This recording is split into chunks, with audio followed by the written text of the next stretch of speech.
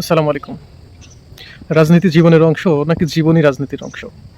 আসলে আমাদের বাংলাদেশে নির্বাচন, ক্ষমতা বা দলকে ঘিরেই রাজনীতি না।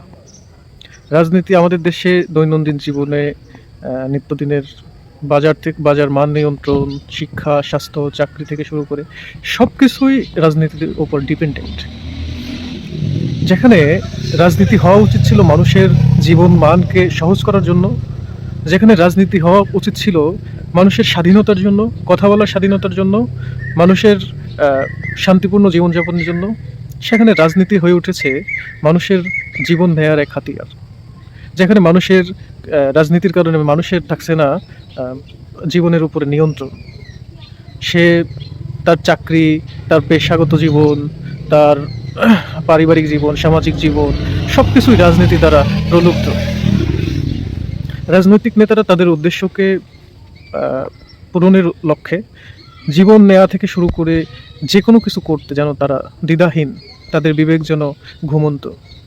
আজকে একটি কল্যাণ রাষ্ট্র প্রতিষ্ঠার জন্য আমাদেরকে প্রথমত রাজনীতির উদ্দেশ্যে জীবন না, জীবনের উদ্দেশ্যে রাজনীতি করতে হবে।